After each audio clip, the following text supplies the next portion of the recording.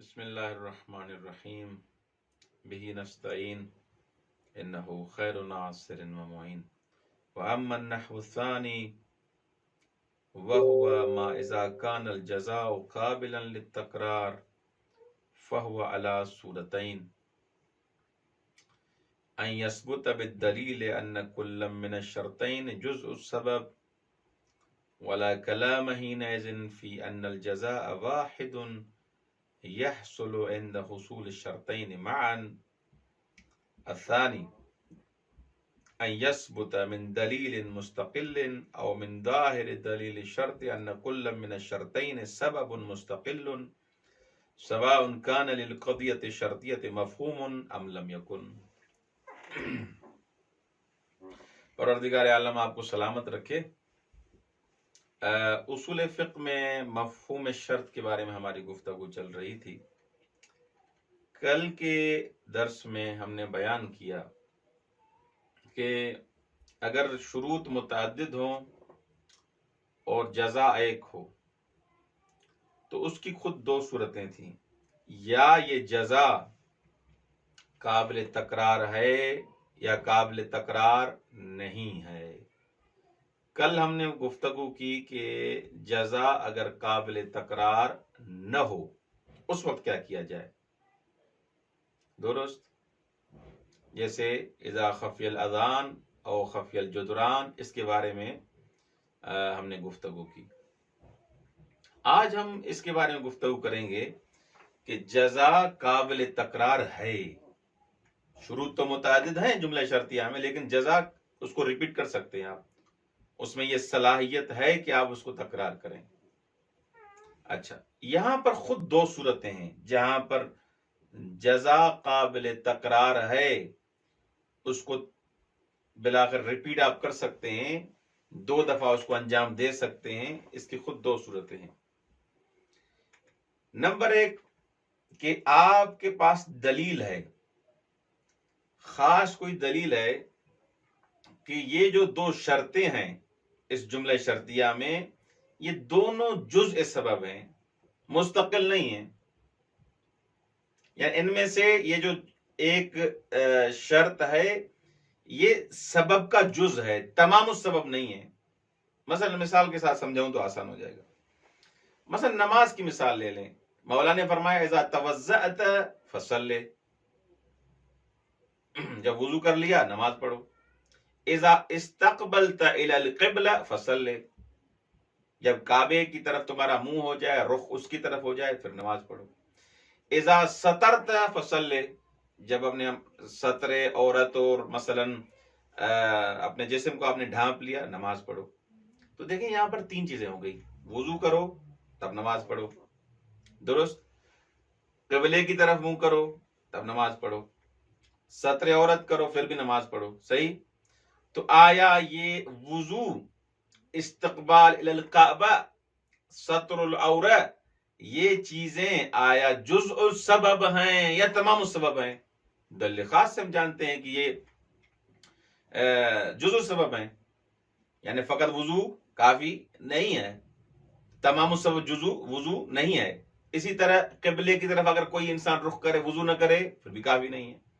اسی طرح فقط ستر عورت، شرمگاہ کا ڈھانپنا، جسم کا ڈھانپنا کافی نہیں ہے. وضو بھی کرے، قبلے کی طرف رخ بھی کرے، اور جو دوسری شرائط موجود ہیں.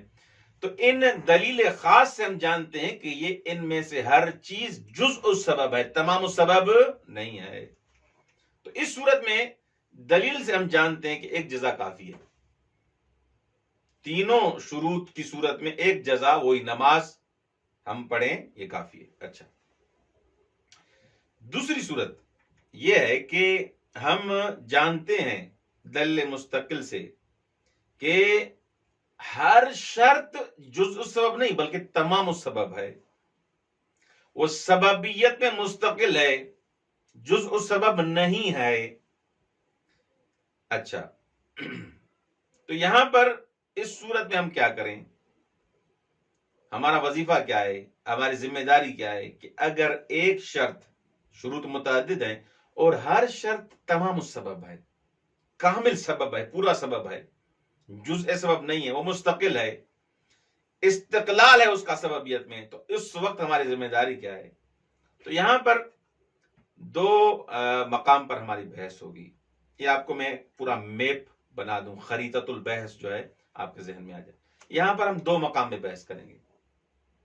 سب سے پہلے کہ قاعدہ اولی کی تقاضا کیا ہے، مقتضا ایک قاعدہ اصل اولی کیا ہے. اصل اولی یہاں پر کیا ہے، مقتضا قاعدہ کیا ہے، قاعدے کے حساب سے ہمیں کیا کرنا چاہیے. اگر شروط میں سے ہر ایک تمام السبب ہے، مستقل ہے، تو یہاں پر آیا جزا کو تکرار کیا جائے یا نہیں ہو. ایک یہاں پر اصل اولی کیا ہے، اور دوسرا اصل عملی کی تقاضا کیا ہے. ان دو مقامات پہ ہم بحث کریں گے. پہلے مقام میں آیا، وہاں پھر ہم دو مقام میں بحث کریں گے کہ آیا اسباب میں تداخل ہوگا یا مثلا شروط میں تداخل ہوگا، یعنی ساری شروط آپس میں مل کے ایک شرط بن جائیں گی، اسے کہا جاتا ہے تداخل.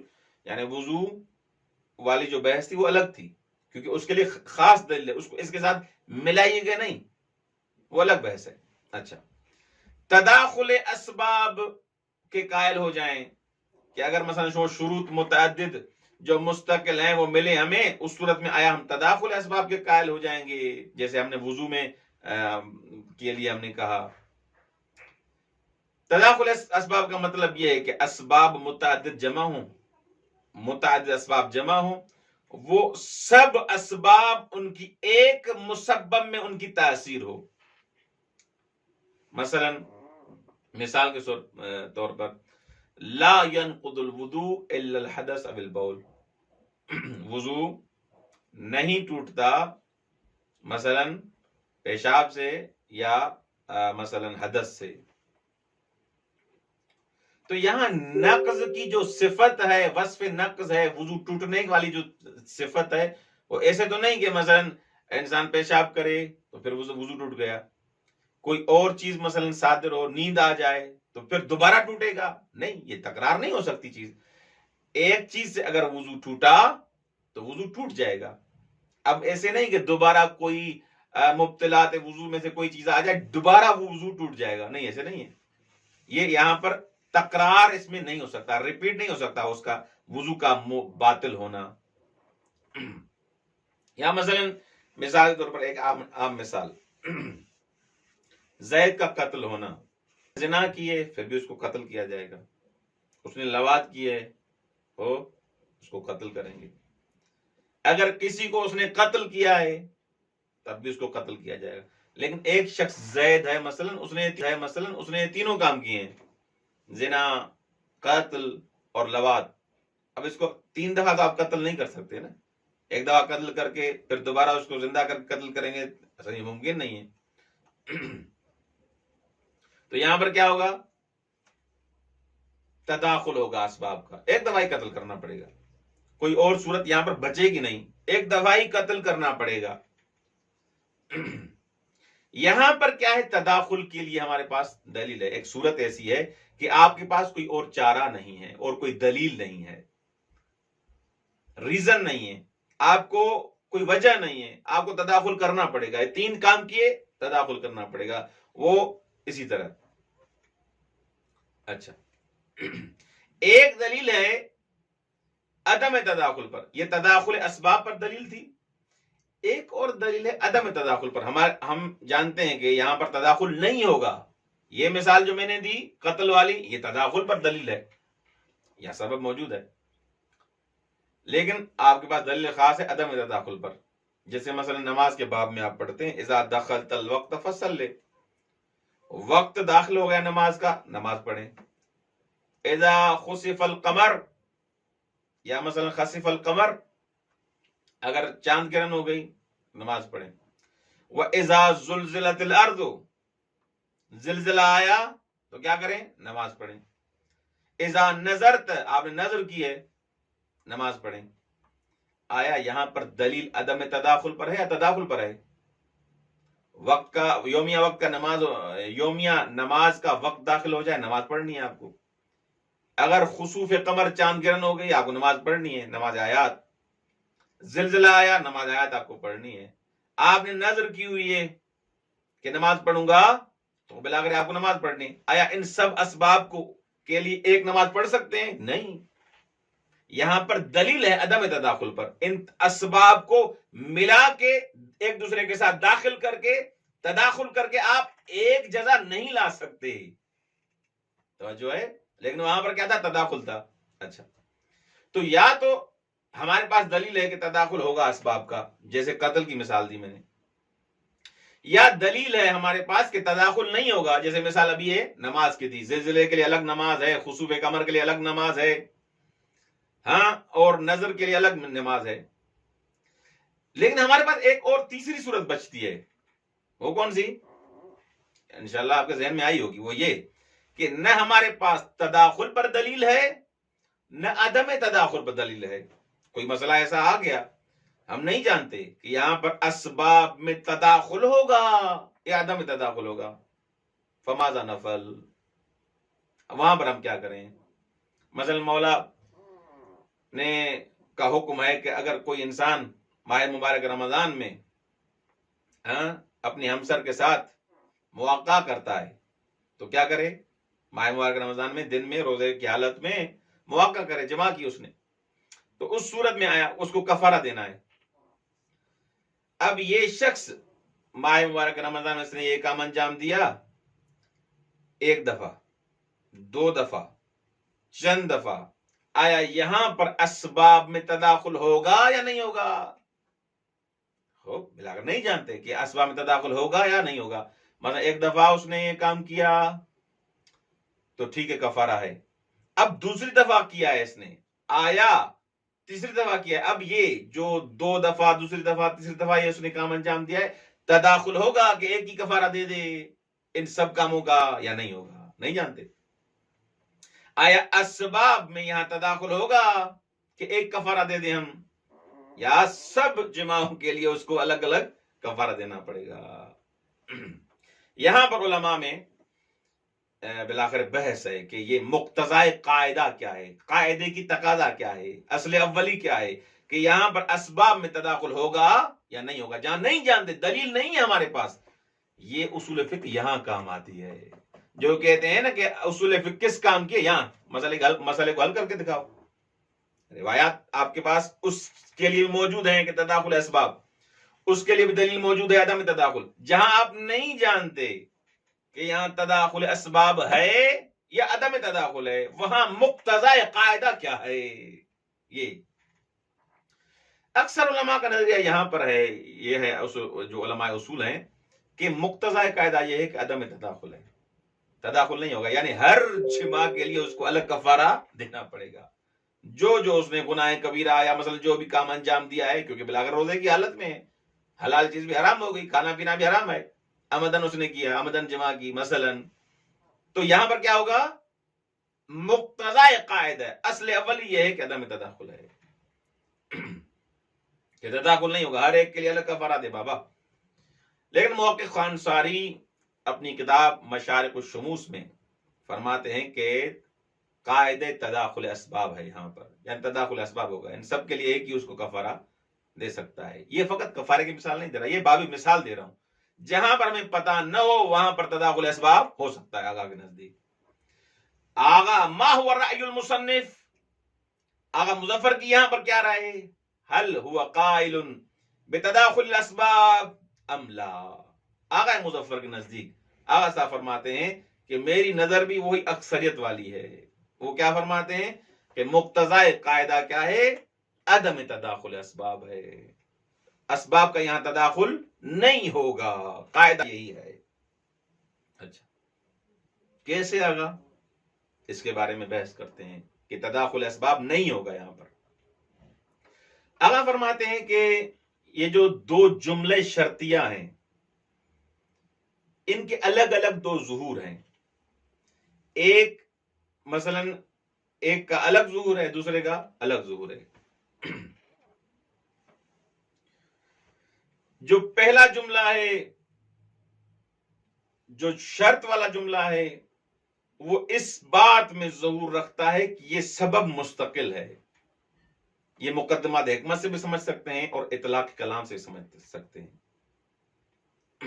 یہ ظہور اس بات کا متقاضی ہے کہ جتنی شرطیں ہوں اتنی جزائیں ہوں. جتنی شرطیں ہیں اتنی جزا ہو. یہ یعنی ظہور ہے شرط کا. شرط بما ہوا شرط کو اگر آپ دیکھیں گے جتنی شرطیں ہوں گی، جتنی دفعہ اس نے مثلا جمع کیا ہے اتنی دفعہ کفارہ. یہ ظہور ہے شرط کا اس بات میں. بس جتنی شرطیں متعدد ہوتی جائیں گی اتنی جزائیں متعدد ہوتی جائیں گی. کیوں؟ کیونکہ یہ ہر شرط مستقل ہے اثر اندازی میں، تاثیر میں.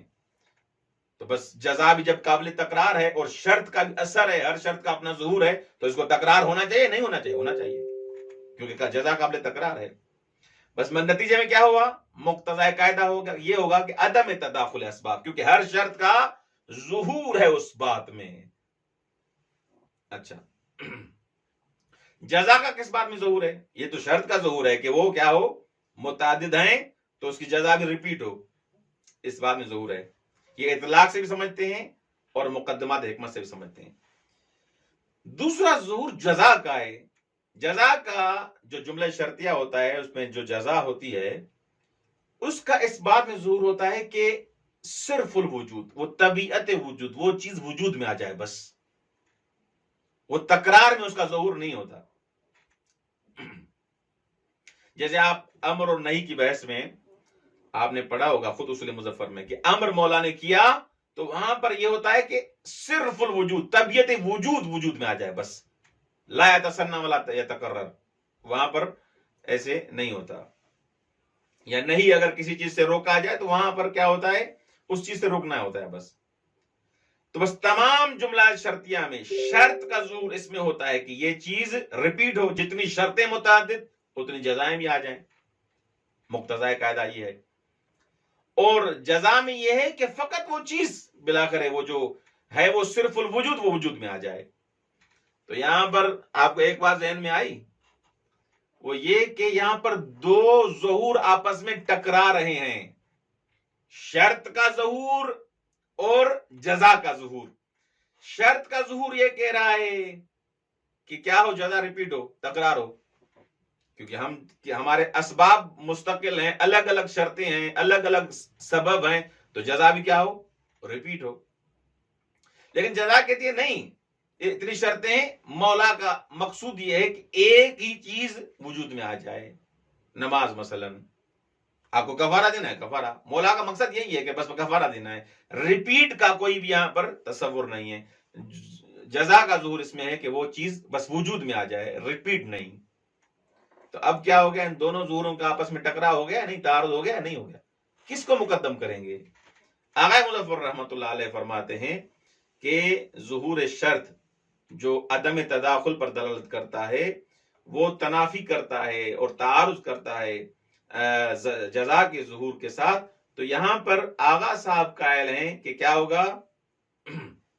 یعنی اگر ہم جزا کے ظہور کو مقدم کرتے ہیں تو قائل ہو جائیں گے کس کے؟ تداخل اسباب کے. اگر شرط کے ظہور کو مقدم کرتے ہیں تو قائل ہو جائیں گے عدم تداخل اسباب کے، جو مقتضی قاعدہ اولی اور اصل اولی تھا. تو یہاں پر اذا دار الامر بین تقدیم احد الظہورین ورفع الید عن ظہور الاخر فایہما اولا بالتقدیم الاخر. کون سے کس ظہور کو مقدم کریں گے؟ شرط کے ظہور کو یا جزا کے ظہور کو؟ آغا مظفر رحمت اللہ علیہ فرماتے ہیں میرا عقیدہ، میرا نظریہ یہ ہے کہ ظہور کا شرط کا جو ظہور ہے وہ جزا کے ظہور پر کیا ہے؟ مقدم ہے. اس کا جواب کیا ہوگا؟ یعنی عدم تداخل اسباب، یعنی ہر کام کے لیے الگ اس کو کفارہ دینا پڑے گا. مثال کے طور پر آغا مظفر دلیل آپ کے پاس کیا ہے کہ آپ جزا کے شرط کے ظہور کو مقدم کر رہے ہیں؟ آپ کے پاس دلیل کوئی ہونی چاہیے نا. آغا صاحب فرماتے ہیں میرے پاس دلیل ایک ہے. وہ دلیل یہ ہے کہ جزا کب آتی ہے؟ جب شرط آئے.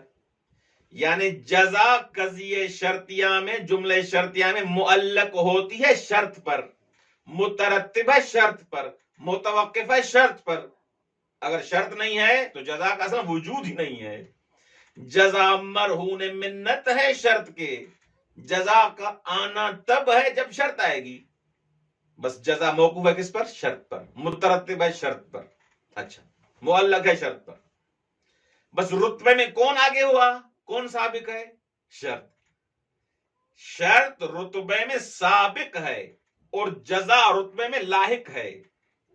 جزا بعد میں آئی ہے، اس جزا کے وجود سے پھوٹا ہے وجود جزا کا. اگر شرط نہ ہوتی تو جزا نہ ہوتی اصلا. بس جزا مقدم ہے رتبے کے حساب سے، ہاں، لہذا بس جزا کیا ہوگی اس صورت میں؟ کیا ہوگی؟ جزا تابع ہے شرط کے، ثبوت کے حساب سے بھی، اس بات کے حساب سے بھی، عالم واقع کے حساب سے بھی، اور جب اس کو آپ اس بات کر رہے ہیں تب بھی. دونوں صورتوں میں یہ جزا تابع ہے کس کے؟ شرط کے. اپنے وجود میں اس کو ثابت کریں گے تب بھی شرط کے محتاج، اس بات کریں گے پھر بھی کس کے محتاج ہے؟ شرط. اگر شرط نہیں ہے تو جزا کا تصور ہی نہیں ہے. تو لہذا جب یہ تابع ہے کس کے؟ شرط کے. کون؟ جزا کے. تو یہ بالآخر اتباع، تو یہ اتباع ایسے کرے گی، پیروی ایسے کرے گی یہ جزا کہ یہ جزا بھی متعدد ہو، نہ کہ صرف الوجود اور ایک جزا دے کے اور مثلا کام پورا کر دیا جائے، بس ایک کفارہ دے رہا ہوں، نہیں. وہ اس صورت میں جب دلیل ہو، مولا کی خاص دلیل موجود ہو، وہاں پر ہم بالآخر نوکر ہیں مولا کے، ہم تابع ہیں. لیکن جہاں پر دلیل نہیں ہے تو وہاں پر شرط مقدم ہے جزا پر، اس کا ظہور مقدم ہے، وہ حاکم ہے، وہ مطبوع ہے، یہ تابع ہے. جزا کو اتباع کرنی ہے کیونکہ وہ سابق ہے، وہ مقدم ہے، وہ اس کو وجود دے رہی ہے شرط. بس جہاں بھی شرط زیادہ ہوں گی وہاں جزا کیا ہوں گی؟ زیادہ ہونی چاہیے. تو اس حساب سے صرف الوجود کی طرف اصلا نوبت ہی نہیں آئے گی، کیونکہ اصل یہاں پر مقدم ہے کون سا ظہور؟ شرط کا ظہور. لہذا یہ دونوں جو افراد کہتے ہیں کہ مقدم ہے کون سا ظہور؟ شرط کا ظہور. لہذا یہ دونوں جو افراد کہتے ہیں کہ جزا اور شرط کا آپس میں تعارض اور تنافی ہو رہا ہے، نہیں، تعارض اور تنافی نہیں ہو رہا در واقع. کیوں؟ کیونکہ تعارض اور تنافی وہاں ہوتا ہے جہاں دونوں ہم عرض ہوں، ایک دوسرے کے مقابل میں ہوں، اور ایک دوسرے کے ساتھ کیا کریں؟ تعارض کریں، ایک دوسرے کے ایک پلڑے میں ہوں. نہیں، جبکہ یہاں پر شرط مقدم ہے اور جزا مؤخر ہے. شرط جو ہے رتبے میں سابق ہے، یہ لاحق ہے، تو اس کی اتباع کرنی پڑے گی کیونکہ یہ اس کے وجود کے بغیر نہیں آ سکتی. انشاءاللہ مطلب واضح ہے. پڑھتے ہیں عبارت کو، دیکھیں آغا صاحب کیا کہتے ہیں. وَأَمَّا النَّحْوُ الثَّانِي، دوسری نحو، پہلی نحو تو بیان کی ہم نے گزشتہ درس سابق میں، وَهُوَ مَا إِذَا كَانَ الْجَزَاءُ قَابِلًا لِلتَّكْرَارِ، کیا ہو؟ قابل للتکرار ہو، یعنی جزا کو آپ ریپیٹ کر سکتے ہیں. پہلی مثال میں کیا تھا؟ پہلی حال میں کیا تھا؟ پہلی نحو میں، پہلی وجہ میں اصلا جزا کو ریپیٹ آپ نہیں کر سکتے. فَهُوَ عَلَى صورتين، اگر جزا قابل تکرار ہے تو اس کی دو صورتیں ہیں. صورت اول کیا ہے؟ ان يثبت بالدلیل ان كل من الشرطين جزء السبب، دلیل سے ثابت ہو جائے کہ دونوں شرطوں میں سے ہر ایک کیا ہے؟ جزء سبب ہے، تمام سبب نہیں ہے. ولا کلام حينئذ في ان الجزاء واحد يحصل عند حصول الشرطين معا، تو اس میں کوئی جھگڑا نہیں کہ جزا وہاں پر ایک ہوگی. کیوں؟ عند حصول الشرطين معا، جب دونوں شرطیں اکٹھی ہوں گی تو یہ جزا ایک ہوگی. مثلا وضو کرو، قبلے کی طرف منہ کرو، ستر عورت کرو، یہ سب کیا ہے؟ جزء سبب ہے، کوئی ایک نہیں ہے کہ آپ کو جزا دے دیں. یہ سب ملیں گی تو نماز پڑھے گا انسان. تو یہاں پر تو یقین ہے جزا ایک ہے. اچھا، این یثبت من دلیل مستقل، ایک یا دلیل آپ کے پاس مستقل ہے کہ او من ظاہر دلیل شرط ان کل من الشرطین سبب مستقل، یہاں پر آپ دلیل شرط کے ظاہر سے ان شرطوں سے سمجھ رہے ہیں کہ ہر شرط میں سے ہر ایک شرطوں میں سے ہر ایک سبب مستقل ہے، ہر ایک الگ الگ ہے، جزء سبب نہیں. اس وضو اور قبلے کی طرف منہ کرنا اور ستر عورت کی طرف نہیں، وہاں جزء سبب ہے نماز کے لیے. لیکن یہاں پر اس مسئلے میں کیا ہے؟ ہر کوئی مستقل ہے. سواء کان للقضیۃ الشرطیہ مفہوم ام لم یکن، چاہے آپ قضیہ شرطیہ کے لیے مفہوم ہو یا نہ ہو. فقد وقع الخلاف فيما اذا اتفق وقوع الشرطين معا في وقت واحد، تو یہاں پر اختلاف ہوا ہے کہ اذا اتفق وقوع الشرطين معا في وقت واحد او متعاقبين، جب دو شرطیں اکٹھی آئیں ایک ہی وقت میں یا ایک دوسرے کے پیچھے، تو یہاں پر قاعدے کی کیا تقاضا ہے؟ مقتضى القاعدہ کیا ہے؟ ان القاعدہ ای شیء تقتضی، تو یہاں پر قاعدہ کس بات کی تقاضا کرتا ہے؟ هل تقتضی تداخل الاسباب فیکون لها جزاء واحد، اگر دو شرطیں آ جائیں دونوں مستقل ہیں تو آیا قاعدہ کس بات کی تقاضا کرتا ہے؟ آیا اس بات کی تقاضا کر رہا ہے کہ اسباب کو تداخل کیا جائے؟ فیکون لها جزاء واحد، اگر اسباب میں تداخل کریں گے تو جزا کیا آئے گی؟ ایک، جیسے کما فی مثال تداخل موجبات الوضو من خروج البول او الغائط والنوم ونحو، جیسے موجبات وضو، مبطلات وضو، اگر انسان پیشاب کرتا ہے، خوب پاخانہ کرتا ہے، نیند آ جاتی ہے، جو بھی سارے مبطلات وضو ہیں، کیا انسان یہاں پر ایک دفعہ وضو کرنے سے یہ سارا صحیح ہو جائے گا؟ بالکل صحیح ہو جائے گا، درست؟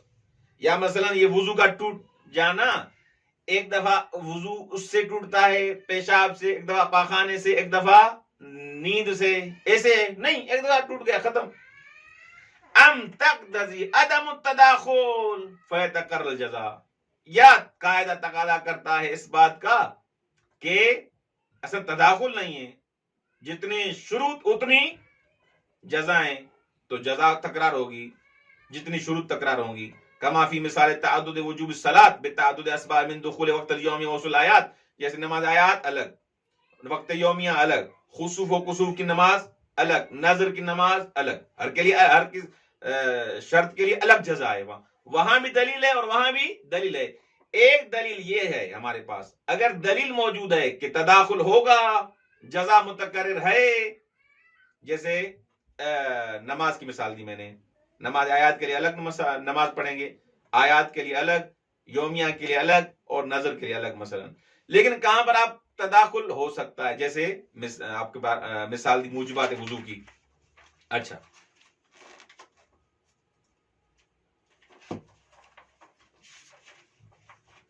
اب یہاں پر کیا کرنا ہے؟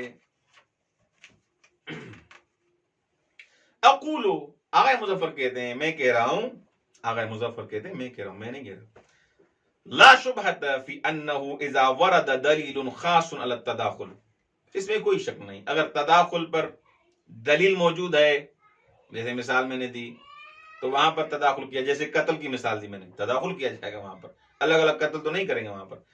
او عدم ہی، یا عدم تداخل بدلیل ہے، ٹھیک، وجب الاخذ بذالک الدلیل، تو جو دلیل ہے اس کو لے لیں آپ، وہاں پر جھگڑا ہی نہیں، مولا نے کہہ دیا ہے کہ یہاں تداخل ہے، یہاں تداخل نہیں، دلیل موجود ہے وہاں پر، جھگڑا کہاں ہے، نزاع کہاں ہے؟ اما ما عدم ورود الدلیل خاص، خاص دلیل آپ کے پاس کوئی بھی نہیں ہے، فهو محل الخلاف، یہ علماء کے درمیان محل اختلاف ہے، والحق ان القاعدۃ فیہ عدم التداخل، آغا کے نزدیک اگر آپ سے کوئی نظر پوچھے کہ یہاں پر تداخل یا عدم تداخل میں آغا مظفر کا کیا نظریہ ہے، آغا قائل ہے عدم تداخل اسباب کے۔ آغا بیان اس کا کریں، اس کو تھوڑا کھولیں، میں نے اس کو بیان کیا ہے، تطبیق کرتے جائیں بس، جس کو سمجھنا ہے میرے خیال میں 2-3 دفعہ درس کو اگر سنے تو آسانی سمجھ میں آ جائے گا، مطلب آسان ہے۔ بیان ذالک ان لکل شرطیۃ ظہورین، ہر شرطیہ جملے کے لیے، جملے شرطیہ کے لیے، شرط کے لیے نہیں، جملے شرطیہ کے لیے 2 ظہور ہوتے ہیں، ظہور الشرط و ظہور الجزا، ایک شرط کا ظہور، دوسرا جزا کا ظہور۔ ظہور الشرط فیہا فی الاستقلال بالسببیہ، شرط کا ظہور اس میں ایسے ہوتا ہے کہ شرط کہتی ہے کہ میں سببیت میں کیا ہوں، مستقل ہوں، وہذا الظہور یقتضی ان یتعدد الجزاء فی الشرطیتین، یہ ظہور شرطیہ کا جو مستقل والا ہے یہ تقاضا کرتا ہے اس بات کا کہ جزا بھی کیا ہو، متعدد، جتنی شرطیں ریپیٹ ہوں اتنی جزائیں ریپیٹ ہوں، فلا تتداخل الاسباب، وہاں اسباب کا کوئی تداخل نہیں ہوگا، جتنی شرطیں اتنی جزائیں، ریپیٹ نہیں ہوگی اصلا، ریپیٹ ہوگی اصلا جو ہے جزا، ایک جزا سے کام نہیں چلے گا۔ دوسرا ظہور ہے جزا کا، یہ کس میں ہے کہ فی ان متعلق الحکم فیہ صرف الوجود، یہاں حکم کا متعلق مولا نے کیا کہا ہے، کفارہ دو، ختم، آپ کیوں کہہ رہے ہیں اس کا بھی دو، اس کا بھی دو، اس کا بھی دو، یہ کہاں سے لا رہے ہیں آپ؟ ولما کان صرف شیء لا يمكن ان يكون محکوما بحکمین، جب صرف شیء ہے، طبیعت شیء ہے، تو یہ 2 حکموں کے لیے تو محکوم نہیں ہوگی، ہو سکتی نا، فَيَقْتَضِي ذَلِكَ أَن يَكُونَ لِجَمِيعِ الْأَسْبَابِ جَزَاءٌ وَاحِدٌ، تو ہماری مرضی ہے ہم تمام اسباب کے لیے ایک ہی سبب دے سکتے ہیں، ایک ہی جزا دے سکتے ہیں. فتداخل الاسباب، تو یہاں پر اسباب کیا ہو جائیں گے؟ تداخل ہو جائے گا اگر ظہور جزا کو مانے. وعلی ھذا، ان دو صورتوں کے ملنے کے بعد، ان دو ظہوروں کو دیکھنے کے بعد، فیقع التنافی بین ھذین الظہورین، دونوں ظہوروں میں کیا ہو رہی ہے؟ تنافی ہو رہی ہے، تعارض ہو رہا ہے. وَإِذَا قَدَّمْنَا ظُهُورَ الْأَوَّلِ لَا بُدَّ أَن نَقُولَ بِعَدَمِ التَّدَاخُلِ، اگر ظہور شرط کو آپ مان رہے ہیں تو ہم در واقع قائل ہو رہے ہیں کس کے؟ عدم تداخل کے. وَإِذَا قَدَّمْنَا الظُّهُورَ الثَّانِي، اگر ظہور ثانی یعنی ظہور جزا کو آپ مان رہے ہیں، لَا بُدَّ أن نَقُولَ بِالتَّدَاخُلِ، تو ہم تداخل اسباب کے قائل ہو رہے ہیں. فَأَيُّهُمَا أَوْلَى بِالتَّقْدِيمِ، یا ایھا الشیخ، کس کو مقدم کریں؟ والارجح ان الاولى بالتقدیم ظہور الشرط على ظہور الجزاء، ارجح قول، صحیح قول جس کو ترجیح میں دے رہا ہوں وہ یہ ہے کہ بہتر یہ ہے کہ ظہور شرط کو مقدم کیا جائے ظہور جزا پر. لأن الجزاء لما كان معلقا على الشرط فهو تابع له ثبوتا واثباتا، جب جزا معلق ہے، ڈیپینڈ ہے، متوقف ہے، مترتب ہے کس پر؟ شرط پر، تو یہ اس کی تابع ہے، ثبوت میں بھی اس بات میں بھی، جب بن رہی تھی تب بھی اور اس بات میں بھی جب کوئی حکم آ رہا ہے. دونوں صورتوں میں کیا ہے؟ یہ معلق ہے، ڈیپینڈ ہے، متوقف ہے کس پر؟ شرط پر. فَإِن كَانَ وَاحِدًا كَانَ الْجَزَاءُ وَاحِدًا، اگر ایک شرط ہوگی جزا بھی ایک. وَإِن كَانَ مُتَعَدِّدًا كَانَ مُتَعَدِّدًا، اگر شرط متعدد ہوگی تو جزا بھی متعدد.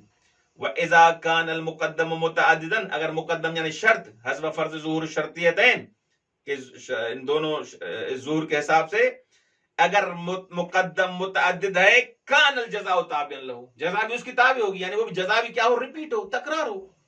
وعلیہ لا يستقیم للجزاء ظہور فی وحدۃ المطلوب، اس بنیاد پر جزا کے لیے ظہور بنتا ہی نہیں کہ آپ کہیں کہ ایک ہی سے ہو جائے گا کام، وحدت مطلوب، نہیں نہیں، اصلاً بات ہی نہیں بنتی. فَيَخْرُجُ الْمَقَامُ عَنْ بَابِ التَّعَارُضِ بَيْنَ ظُہُورٍ، اصلاً تعارض والے باب سے ہی یہ بات نکل جائے گی. کیوں؟ کیونکہ رتبہ ہی ان کا الگ الگ ہے، شرط رتبے میں سے سابق ہے، مقدم ہے.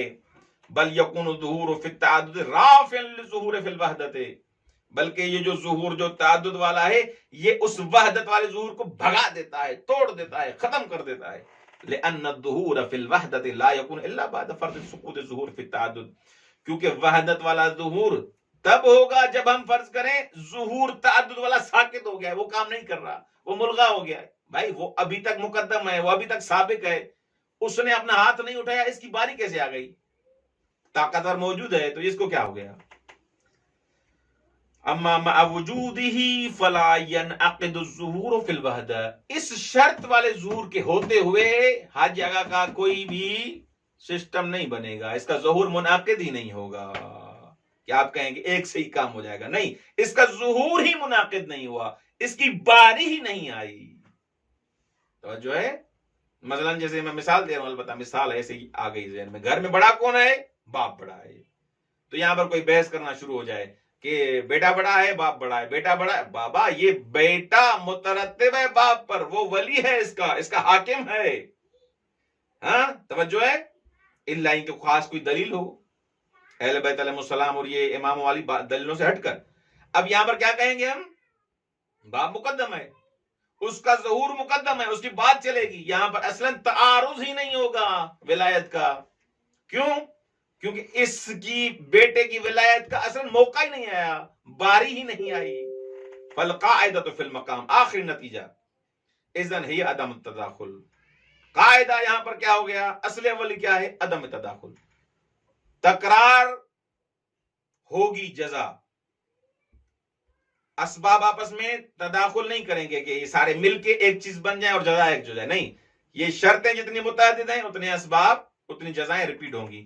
وَهُوَ مذهب اساطین العلماء الاعلام، بڑے بڑے بزرگ علماء کا یہی نظریہ ہے. والسلام علیکم ورحمۃ اللہ وبرکاتہ.